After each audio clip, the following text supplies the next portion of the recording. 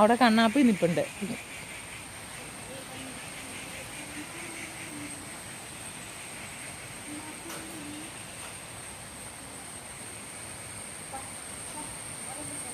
എത്ര മിനിറ്റ് വേണം മോനെ? ഈ വീടും പരിസരവും ഇവിടുത്തെ ആളുകളും അതെല്ലാം കൂടെ ഒരു ഫ്രെയിമിൽ വന്നു കഴിഞ്ഞാൽ എന്ത് രസമായിരിക്കും.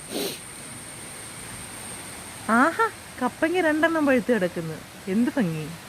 നോക്കൂ നോക്കൂ നോക്കൂ. വീണ്ടും നമുക്കൊരു പ്ലാവിലോട്ട് പോകാം. എത്ര ചക്കയുണ്ടെന്ന് നോക്കിയിട്ട് വരാം.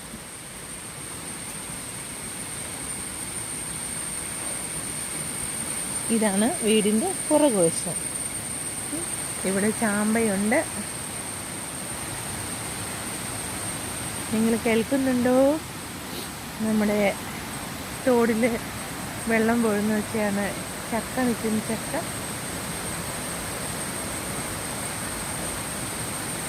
കാണാവോ?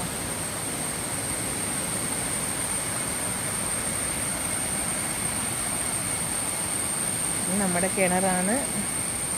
പിന്നെ ചക്ക കിടപ്പുണ്ട്.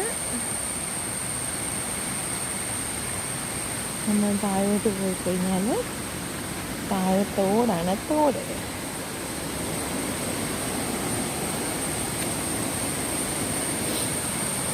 താഴെ തോട് വെള്ളം വീഴുന്നു.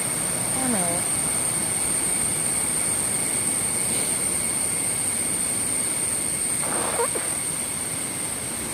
നമുക്ക് തോട് വഴിയൊന്ന് പോയിട്ട് വരാം.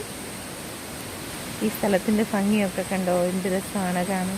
നമ്മുടെ നാട്ടിലെ പ്രകൃതി രമണീയമായ സ്ഥലം എന്നൊക്കെ പറയുമ്പോൾ നാട്ടിൽ നിൽക്കുമ്പോൾ നമുക്ക് അതിൻ്റെ വില മനസ്സിലാവില്ല. പക്ഷേ വല്ലപ്പോഴും നമ്മൾ ഈ നാട്ടിലൊക്കെ വന്നു കഴിയുമ്പം എത്രത്തോളം സുന്ദരമാണ് ഈ നാടെന്ന് നമുക്കറിയത്തില്ല. നമ്മൾ വീട്ടിൽ നിൽക്കുമ്പോൾ നമുക്ക് അതിൻ്റെ വിലയില്ല. പക്ഷേ നമ്മൾ ഇടയ്ക്കിടയ്ക്ക് നാട്ടിലോട്ട് വരണം. ശരിക്കും പറഞ്ഞാൽ ഈ നാടിൻ്റെ ഒരു സൗന്ദര്യം ആസ്വദിക്കണമെങ്കിൽ നമ്മൾ വെളിയിൽ പോകണം.